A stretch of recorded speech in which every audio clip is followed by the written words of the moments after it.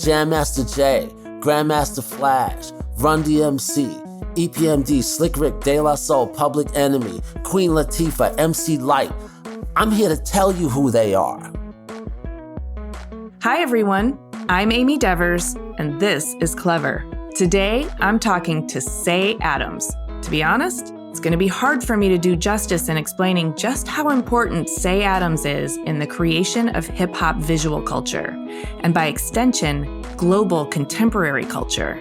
He is, no exaggeration, one of the primary architects, visionaries, and makers who translated the essence, vibe, and ethos of a burgeoning movement into the visual language that has become the societal shorthand for hip-hop.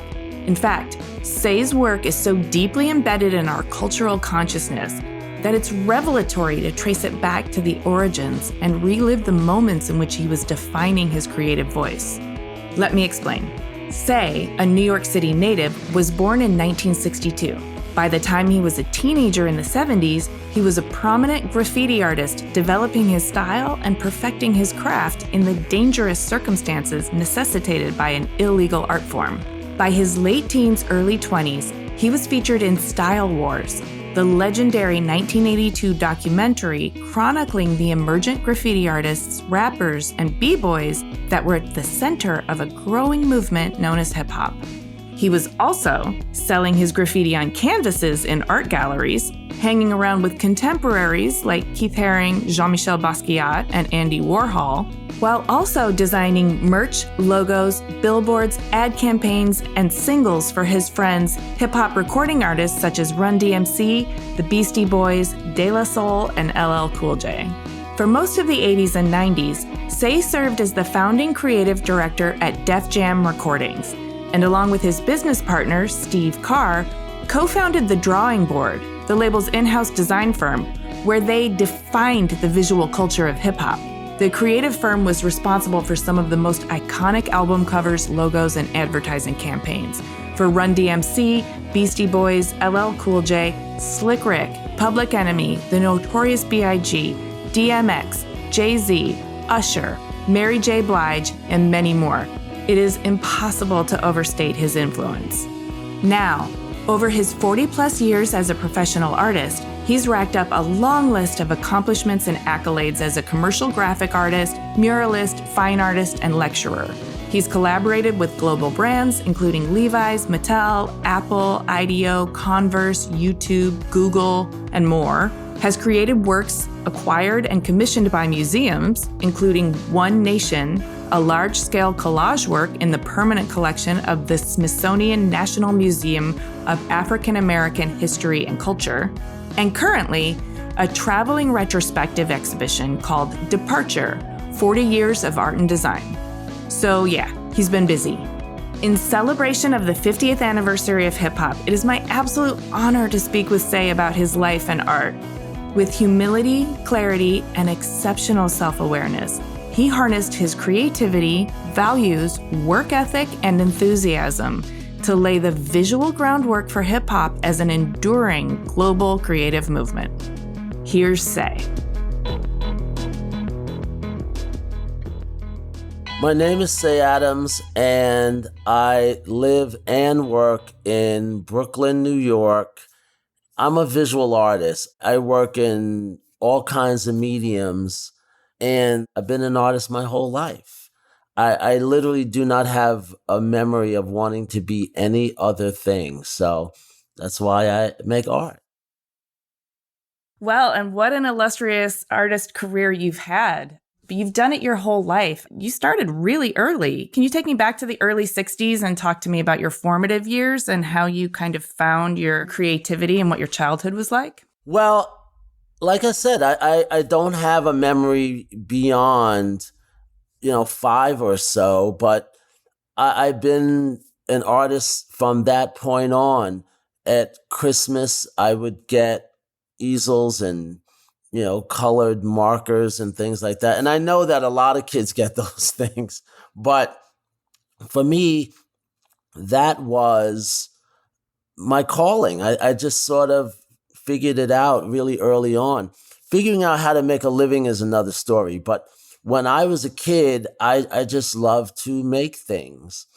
And I did that in grade school. I was in local competitions, middle school, the same thing. And that said, I did other things like play sports like other kids, but when it comes to making art, that was the thing that gave me the most excitement. Where did it come from? Were your siblings also creative? You had two siblings, yeah?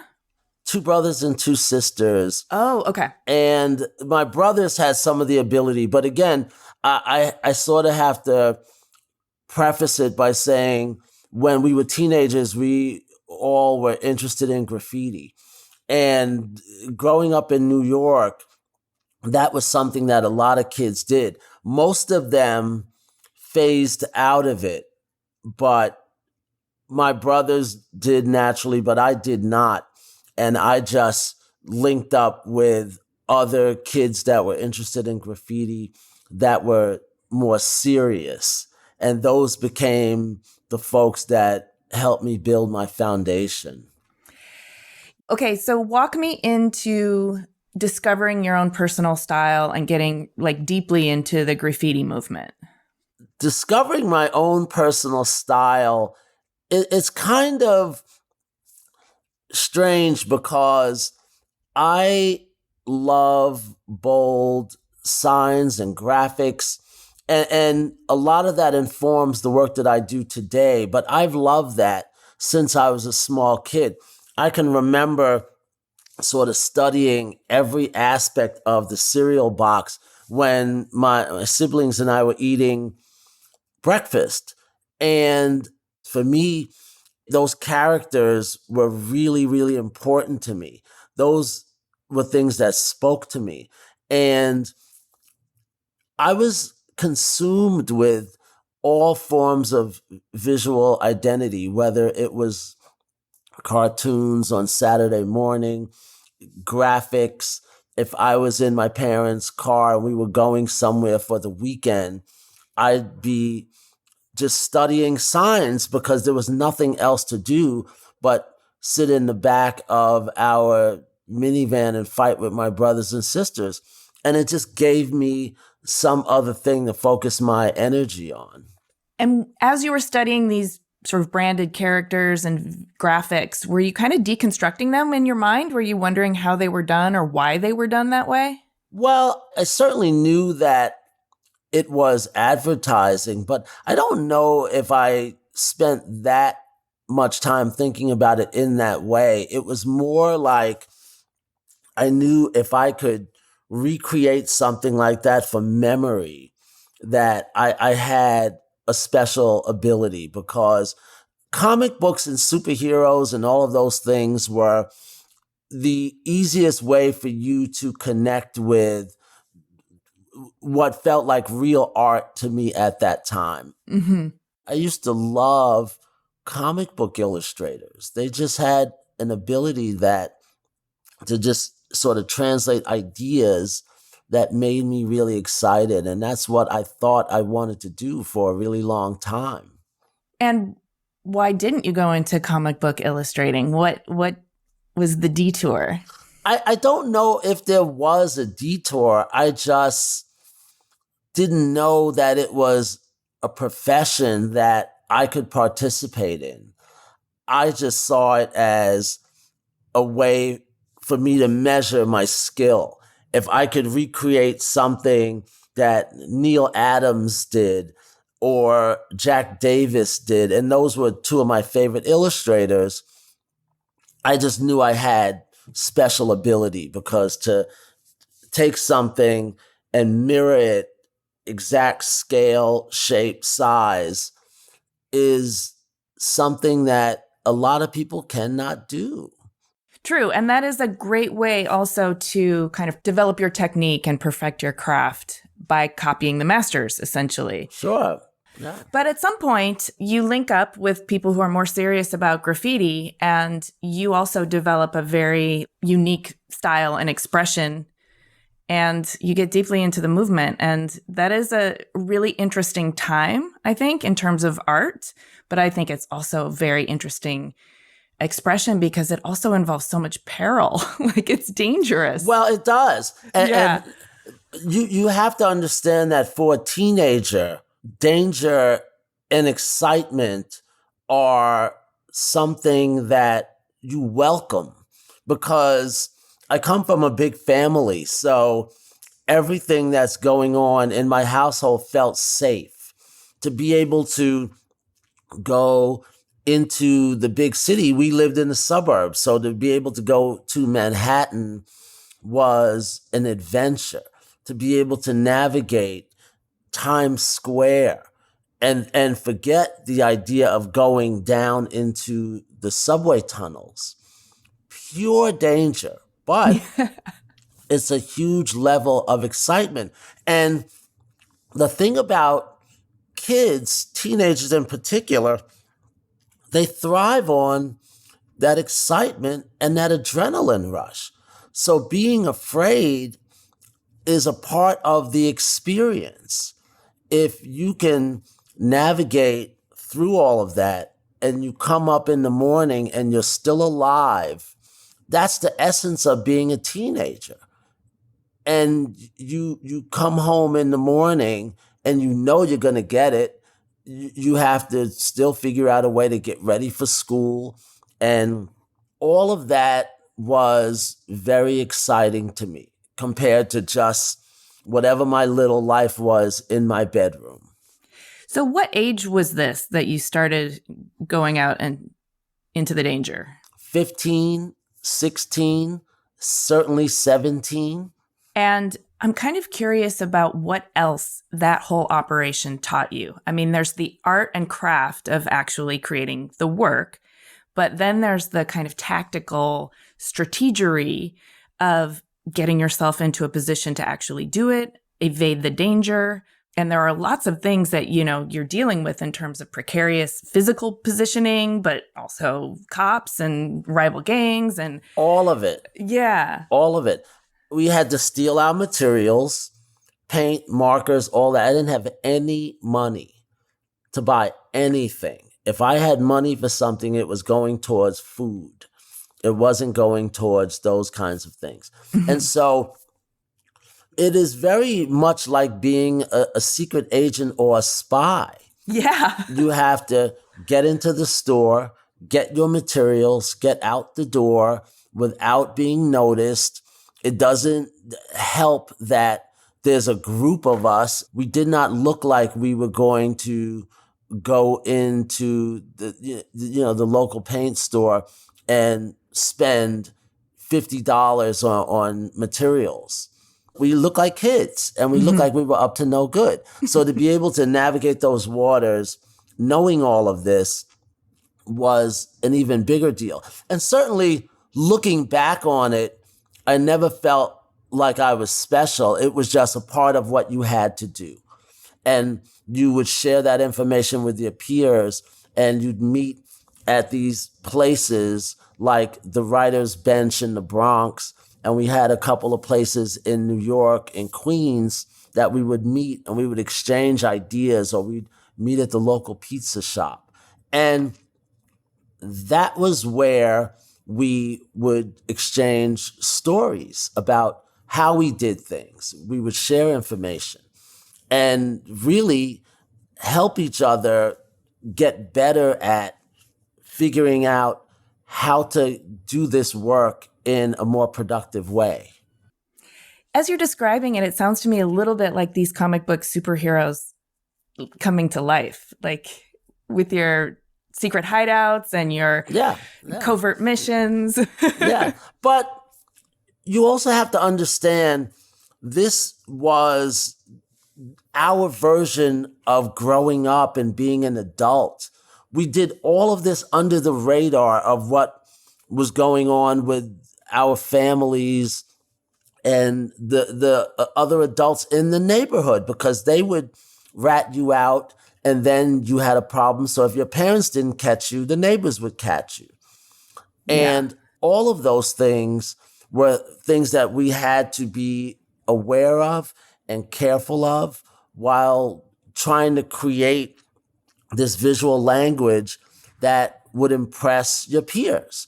That was what the crew was for. That was why people had these little cliques and crews.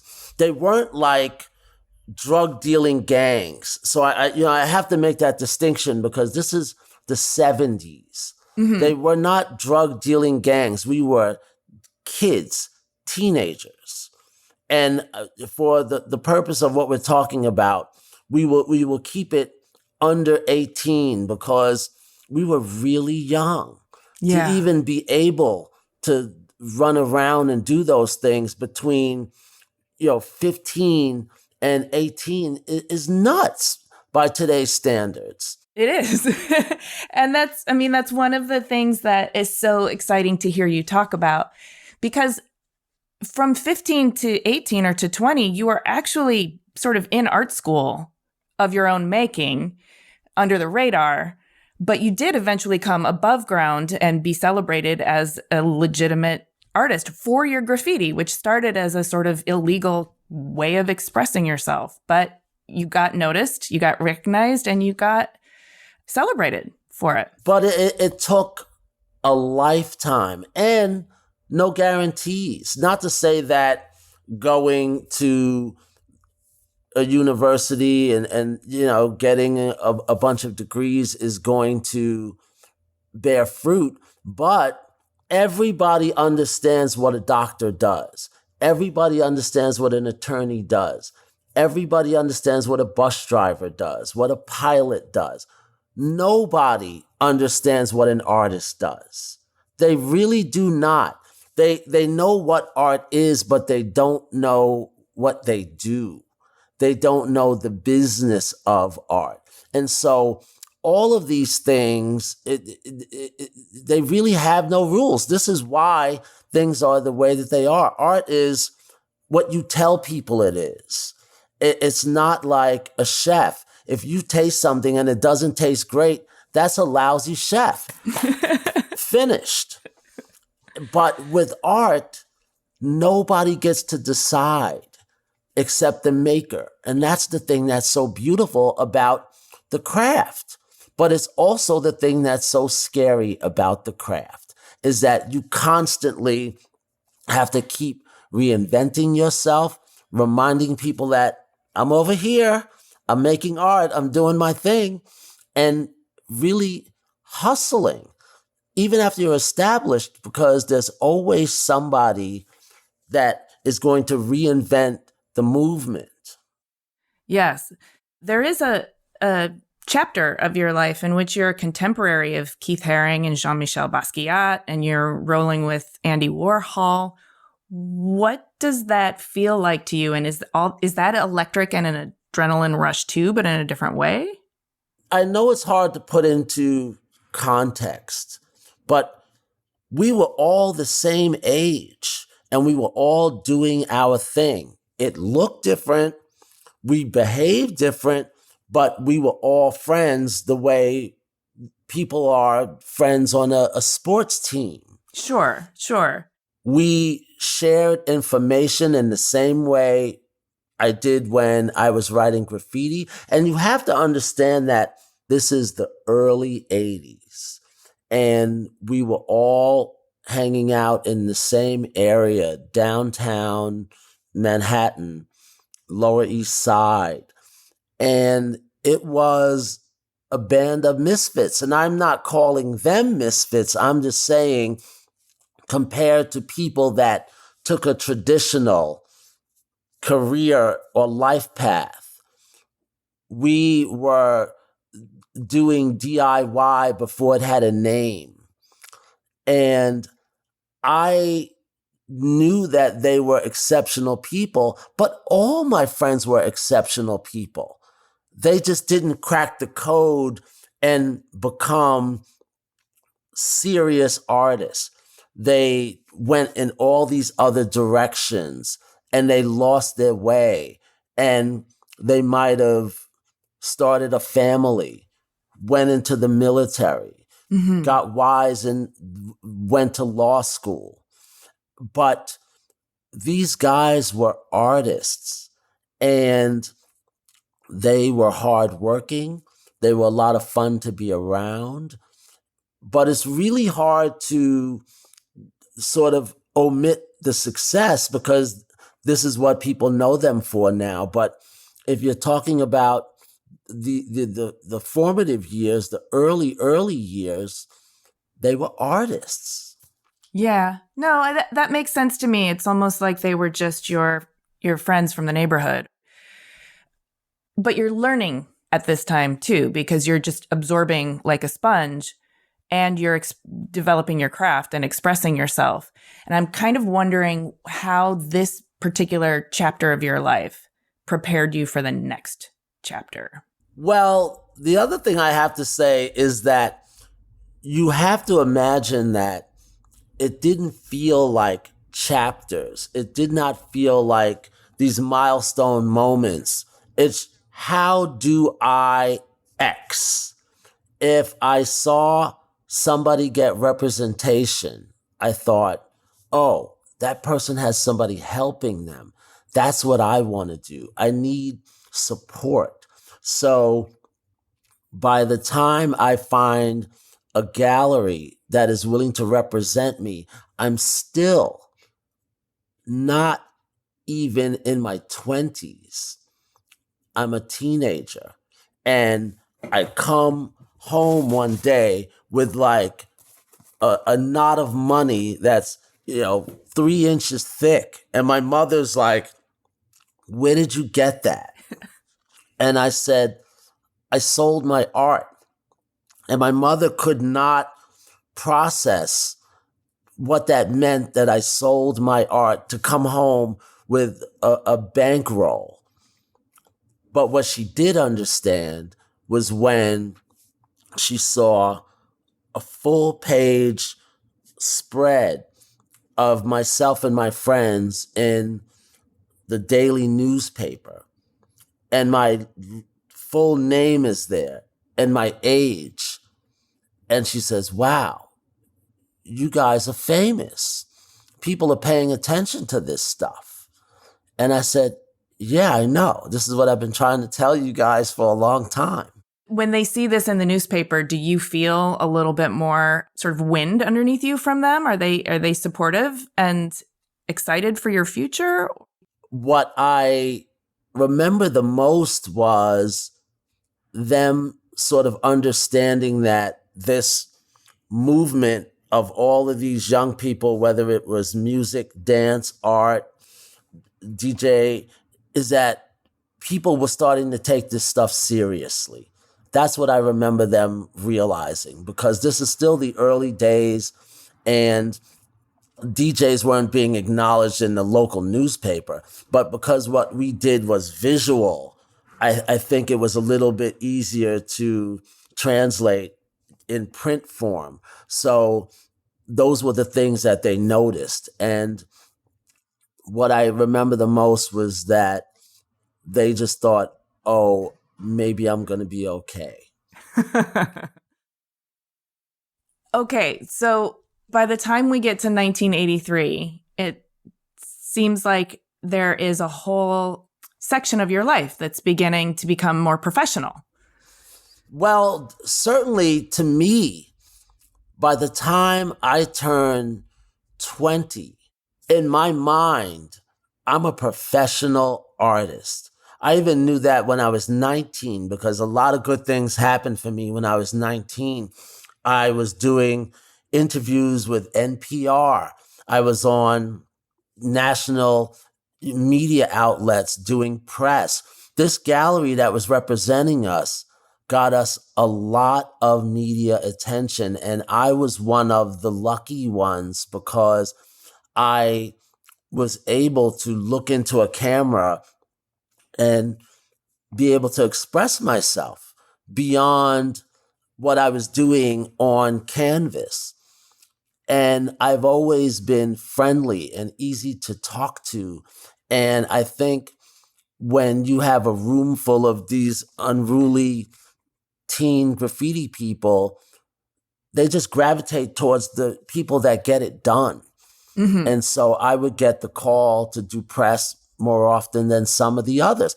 And also you have to understand, we were outlaws. Mm-hmm. So a lot of people did not want their face to be shown. They did not want their legal name to be printed. And people instantly shied away from any media attention. And this gallery that was so pivotal is called Graffiti Above Ground. Is that the gallery? Yes, that is correct. So when GPI, we called it GPI for short, Graffiti, Above Ground. So Graffiti Productions decides that I'm going to be one of their signature artists because I can translate work into multiple styles, and it was easy to explain to collectors, and I was user-friendly, all these things. I knew that this was the moment for me. This was my starting point. And I always wanted to do this, so I jumped in with both feet. And I was instantly ready to leave that other life behind because I knew that that was a means to an end. And all you had to do was slip from an elevated platform and your story ends right there. And you have to also take into consideration that adults are paying attention to something that I'm doing that is outside of my parents. And so this woman, Joyce Tobin, that ran the gallery along with her business partner, Mel Newlander, saw something in me that nobody else saw. And I thought, I'm going to take this opportunity to try to jumpstart my professional career. And that was how I thought about it. Yeah. I mean, why do you think you were so self-aware at so young? I sort of take everything back to opportunity because we had everything we needed in terms of clothing and care, and I'm getting my dental work done and all of that. But for me to be seen as an individual was a special thing. I shared a bedroom. So that's why I'm so self-aware. Mm-hmm. I did not know what space was. I did not know what privacy was. And so when you get an opportunity to have somebody see you, I'm just soaking it all up. Yeah. I took my paintings down to this gallery on the subway. I didn't even have the resources to have them wrapped. Anybody that was on the subway could see exactly what I was doing. The bright, beautiful colors, people saw that. I walked into the gallery and I remember them looking at my work, and the first thing they said was, "Is this work available for sale?" And I said, "Yes." Yeah, and I'm, boom. I just go to hand her this big painting. And she immediately said, "I need 5 more just like this. We have a workspace." And I know that when I'm talking about this, it can sound like it was something like a factory or this art making machine, but it was also a business. And they were in the business of selling art, riding this wave, because it could have easily fizzled out, and it did fizzle out. And so I knew that I had to make as much as I could, as fast as I could, because once this press got out into the universe, other people were going to start knocking on their doors. Mm-hmm. Or they might find somebody that was as user-friendly as me. And I would not allow my ego to make me think I was so special that I had a lane all to myself. Wow. Enormously wise for such a young artist, but also very agile and ready to take opportunities as they come, and to recognize that it's a mutually beneficial relationship. What happens next? my son was born. Oh, wow. Congratulations. So, I'm 21 and this is 1984 and my son Eric is born, and my girlfriend at the time, we were in the process of starting a family, making a home together. And this is the first time I'm doing something outside of my folks. But now I have the resources to get my own place. I can decorate it the way I want to. My son could have his own crib, like just space. Mm-hmm. Space is a big, big thing when you come from a large family. And so this is truly the beginning of real responsibility. I'm looking at this baby that is this tiny little thing in my hand. And Oh, can you share that photo with us so I can show our listeners? That's this so is not great. A photo. This is a pillow. This is a pillow that my son gave me for a birthday. And it's one of my favorite things. This thing is just sitting on my sofa. And I love it's just a reminder of how long we have been together. And I had to get serious really quickly when that guy came along. It was real responsibility. And whatever I thought I knew, I was guaranteed that I needed to know more. Because the one thing that everybody knows is that kids have one word that they ask over and over and over again. Do you know what that word is? Why? Why? Yeah. Why? I love that you knew that. Why?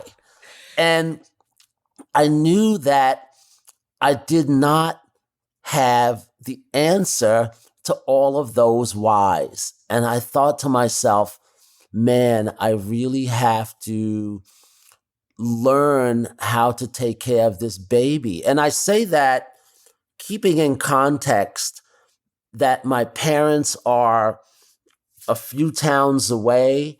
I have the support of my extended family, my brothers and sisters, my aunts and uncles, my girlfriend's family. But I felt like I was responsible for this little person. And I had to figure out how I was going to take care of this baby. And how did you figure that out? One day at a time. Yeah. One day at a time. I read a lot of books. I bought a lot of books. I made a lot of mistakes, but I could always ask my folks how to. But again, you have to remember this is the 80s. Mm-hmm. People are still smoking inside. I know. I have never been a smoker ever at any point in my life. I've never tried cigars, cigarettes, drugs, alcohol, none of it.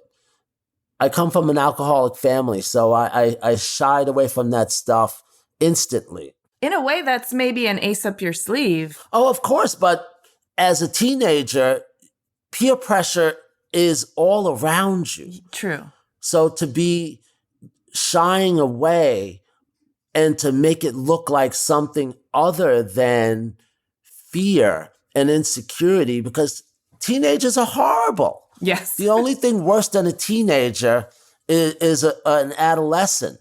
They tease you. They make you feel so bad. They say whatever comes into their head.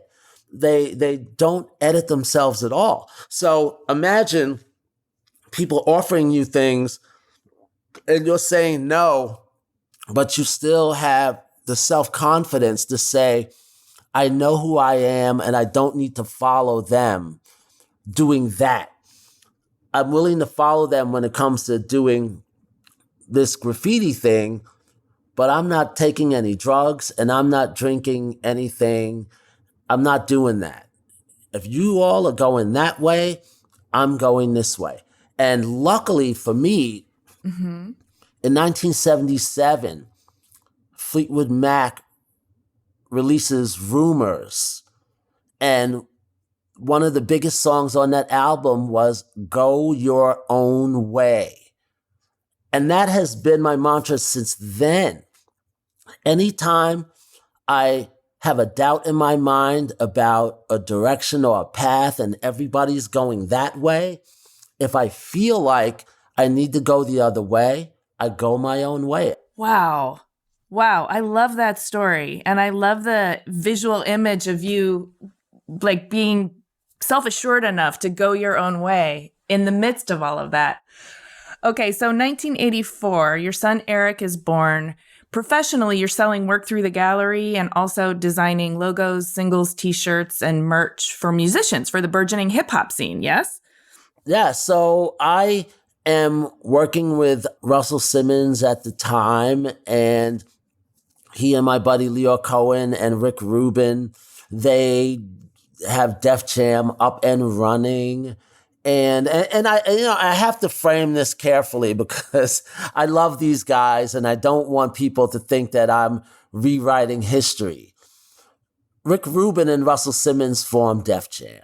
Mm-hmm. Lyor Cohen comes in and he becomes the road manager for Run DMC. But it felt like a clubhouse that had no division. Rush Artist Management is over here. Def Jam Recordings is right here in the same building, different floors.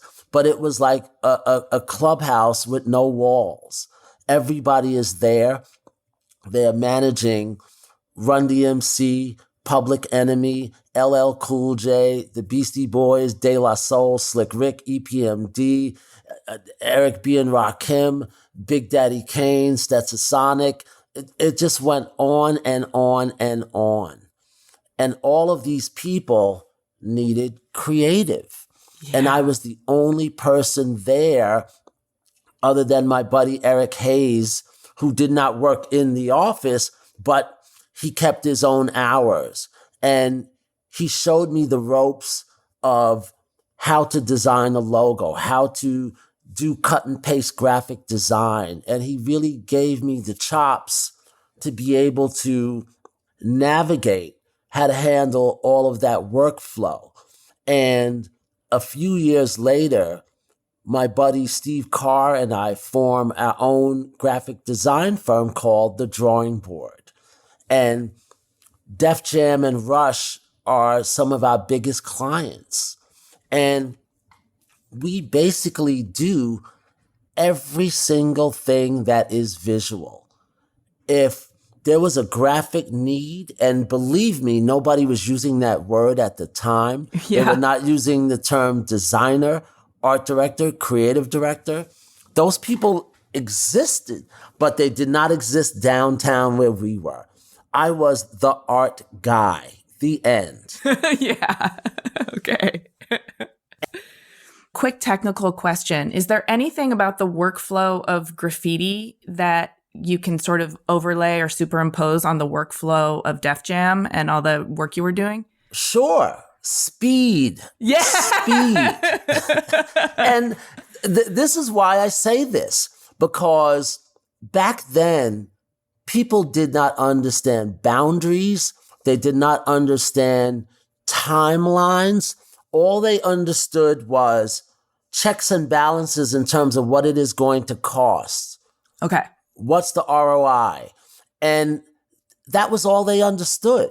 So if you could not explain how what I am doing is going to add value to the company, and I mean value that you can hold in your hand, not value that you can measure over 10, 15, 20 years. Right. Not long-term brand cachet. No. More like a stack of money you can hold in your hand. Instant value. Yeah. Instant value. Because for them to take somebody out on the road, it was expensive. Mm-hmm. And so you had to articulate your value in an instant. And I had made it very clear that what I do, nobody else can do. I could paint a tour backdrop on location And it was a fraction of what these factories and production companies were charging the record company and the management company and the recording artist. So I could show instant value. Say can do this so much faster. He understands the language of our artists. And so those opportunities found their way to me because I was there. I was friends with the bands. I understood their language. I knew how to communicate that look to the street. Yeah. And all of those things were instant shorthand. Granted, I was making, even to be nice, a third of what they were charging. But I had all of those opportunities to myself. And it was a secret society. Nobody knew I was doing this work. I did not care about business cards. I didn't care about labels. All I cared about was I'm traveling with my friends, first locally, then nationally, then internationally. And I am getting paid. I can send money back home to feed my son and my girlfriend and my parents. I can get them things and my brothers and sisters. And this was an opportunity that I created. I nurtured it. I made it manifest itself into reality. But then I had to nurture it, and I had to work like, I'm going to say like a maniac, because nobody was ever off the clock. I mean, you get to eat and sleep and all the rest of it, but I'm young. I am high with excitement for this new opportunity. And I get to see the world. Yeah. Europe, Asia, you name it. And I'm with my friends. So let's talk about those friends. I know you had a really close relationship with the Beastie Boys and traveled with them. I still do. Yes, you still do. Still do. Which says something, right? It says something about the nature of the bond that was formed, but also both of your characters. There's nothing I love more than a really lifelong friendship. I was very, very lucky that I found people that cared about each other, and they took me with them. And again, this is why I say I was the right kind of person, because I have always been easy to be around.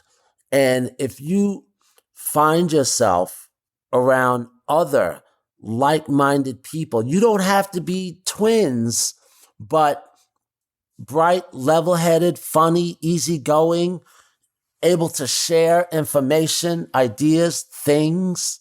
That's the kind of person I am. And I was lucky enough to meet other people like that in the Beastie Boys, in Run DMC. And that's what I was aware of in my 20s. But I'm not thinking about the future. I'm just thinking, wow, these guys are bringing me on tour. And I get to have these experiences, and I get to earn my keep because I can make things and bring ideas to life. And I just did not want it to end. I just wanted to keep doing it and really just enjoy the moment, because I knew that this was not something that anybody that I came up with was doing. Yeah. So you said early on that one of your dreams, your goals in life was to see the world. Now you're seeing the world. How is it seeping into your creative practice? How is it changing you as a person? So I go out on the License to Ill tour with the Beastie Boys, and we did a little pre-press tour in 86. Then we go out on a full-fledged tour in 87. Then in 88, we go out on the Together Forever tour with Run DMC and the Beastie Boys. So I was on the road for quite a few years, and I'm certainly getting home to come see my family and my son and all of it. But I'm just saying we were traveling a lot. Yeah. And I was going everywhere the bands were going. And we're flying, we're on buses, we're on trains, we're using every mode of transportation known to man except being on a boat.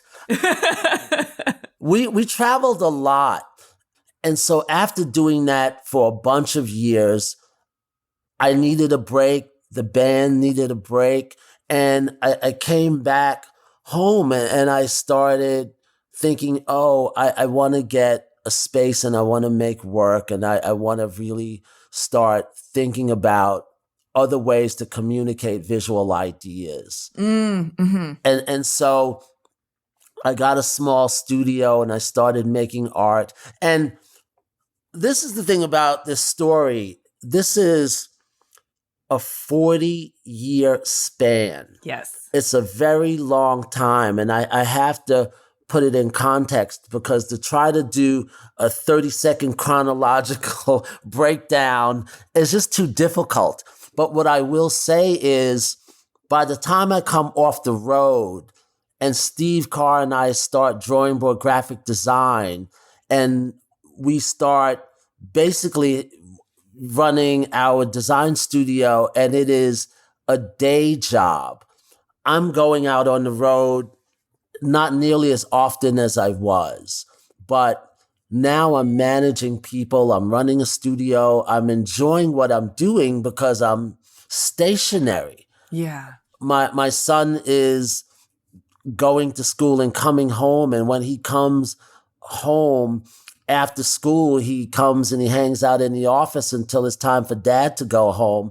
So he's spending his early evenings at the office and he's eating dinner with me at the office and he's hanging out with our friends, which happen to be people like the Beastie Boys and Run DMC and Public Enemy and LL Cool J and going into, more recent years, Ja Rule and Jay-Z.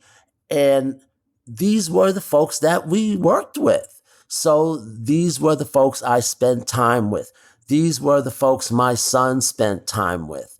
And whenever I had parenting advice, and this is going to sound funny, but oftentimes I would go to the recording artist. I remember once my son was screwing up in school and his grades started to suffer, but he was so into these recording artists because these were the people we knew.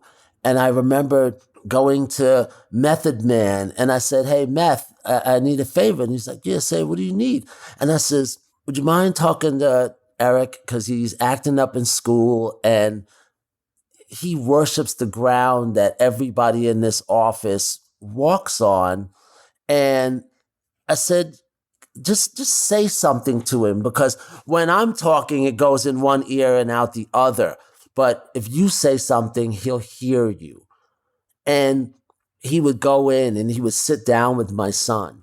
And that was the kind of thing that I had at my disposal that I did not really realize how special it was because it's just another day at the office. And the same thing with DMX. He could get my son's attention in ways that I never could by just introducing him to, one of his little pit bulls and he's playing with this puppy. And I'm just thinking, wow, this is my life. These are the people that are, nurturing my son. But it was what it was. I've heard a lot of stories about hip hop culture, but I have not heard one like that. And it does really sound like a village, and I love that you brought everyone together to help raise each other up. But I'm not going to pretend that I invented this. And I'm a part of a large group. And you have to understand that the office was where everything happened and everything came together. If you had a problem that had to be solved, oftentimes there was somebody in the office that knew somebody that knew somebody. It was just the way it was. I mean, I can imagine that. And I appreciate that you're very democratic in the way that you describe your participation and your contribution. But on some level, I have to believe that you yourself, your personality, were a bit of a catalyst, a sort of through point, a connection that everyone could rely on. Yeah. Sure. And I'm managing a studio and I have a partner, but collectively, we were responsible for the careers of so many other creatives. And I had to learn how to be a manager. I had to learn how to listen to somebody talk about their feelings. I had to learn how to communicate. And I made mistakes. But it's easy to say that now. But when you're in charge of somebody's career and they look to you as their boss, it doesn't matter that you're the same age. You're supposed to be able to navigate these waters and keep the train on the tracks and keep everybody happy and be universally democratic. And those were things that I had to learn in real time. While we were making art at a very high level, we had to deal with outside vendors. We had to deal with budgets. We had to deal with contracts. We had to deal with printers. We had to deal with all of these people that I never knew I would have to interact with in the name of making art to put on an album cover. I mean, this is trial by fire, it sounds like. And you were an artist since you were a kid.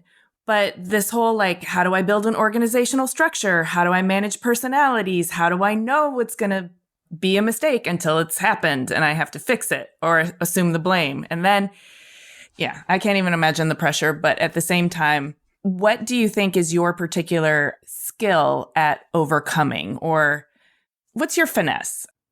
You know what it is? I have to wake up in the morning and come to work, and I love what I do. So the goal is to keep going, to keep going. That's the goal, because no matter how much time passes, there's always responsibility. And it's my responsibility to take care of the folks that I work with. And it's something that I take very seriously. And it's something that I feel proud to be able to take very seriously. And that's the way I think about it. I'm still as excited as I was when I was 20, because I know that there's so much more for me to do. There's a lot for me to learn, but I love watching people solve problems and then getting an opportunity to see their work in print form or, in digital form. But just this idea that if my studio is doing something and I can empower some young person to know that they can do it because I did it, that's the whole job. That is the whole job. And that's the space that I live in today. I travel around the country. I lecture and I teach. And I basically preach the gospel of hip hop culture from a visual perspective. Yes. And that is an honor. This is the 50th anniversary of hip hop. It did not have to be this way. We could have went the way of the hula hoop. Right. We really could have. It did not have to happen. Hip hop did not have to become what it is. And to be able to be one of those people that has had a front seat at the table all the time, and to say that I'm still friends with these folks. Well, you had a front row seat for sure, but you were also one of the makers. You were one of the key makers of the culture. But your hands were in it. You were busy and you were working.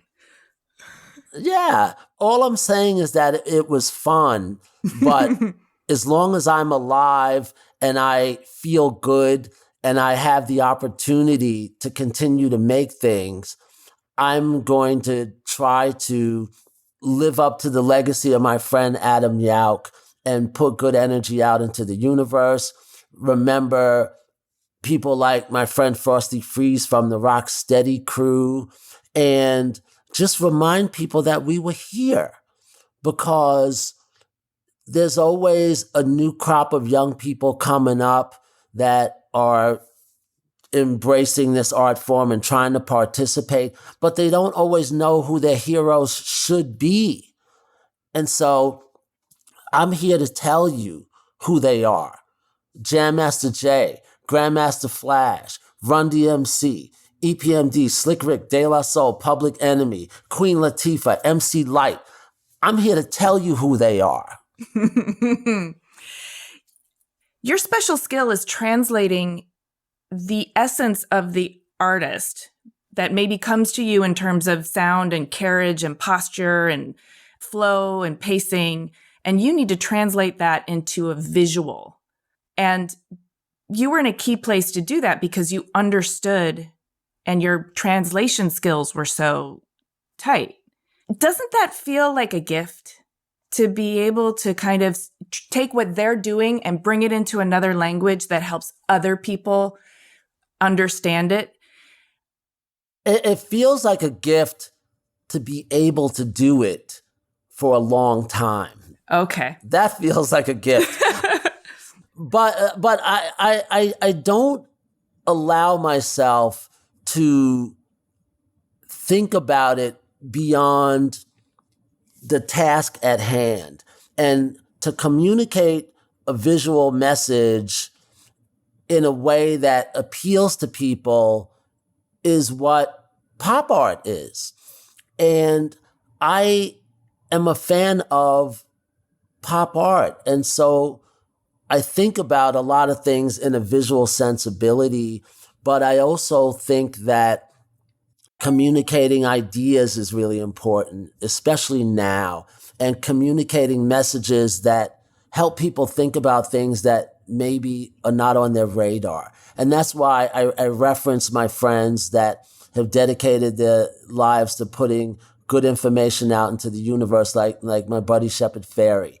And I just think that as a maker, it's our job to try to tell the truth and to make people see things that they don't always see because they're busy doing whatever busy work they're doing, or if they're younger, maybe they're just interested in having a good time. But it's our job to make people think and to question things, because things change so fast. And just because it's in front of you, it doesn't mean you have to embrace it. And I could just instantly say, just like Fleetwood Mac in 1977, go your own way. If it means challenging something just because it is in front of you, it doesn't mean it is the greatest thing ever. And you might have an idea to create something that is even better. But the first thing you have to do is be excited, have the will to want to take on the task, but most importantly, don't be afraid to question it just because it's here. I love that. This has been so amazing. Thank you so much for sharing your life story and your philosophies and the birth of your child and all of these exciting, really pivotal moments. This has just been amazing. Thank you, Say.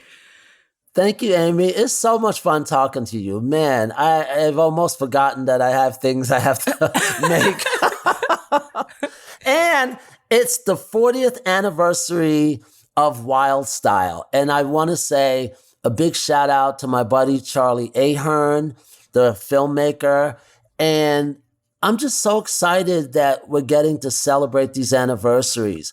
A lot of folks have passed on, but we are here to give life to the movement and to remind people that we did this crazy little thing 40 some odd years ago.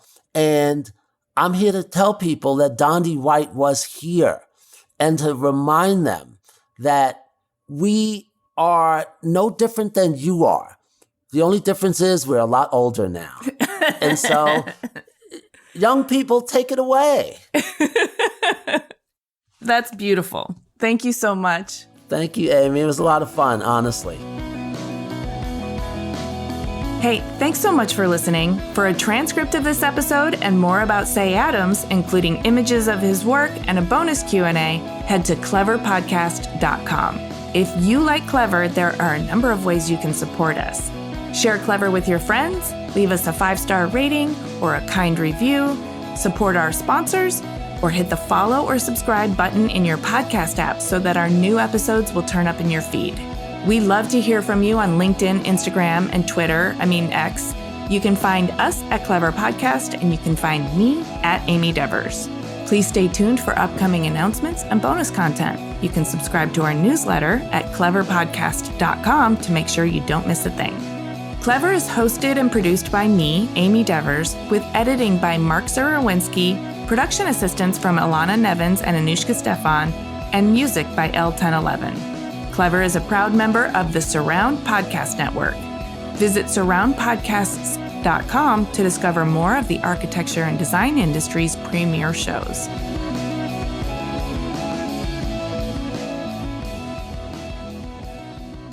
It is very much like being a secret agent or a spy.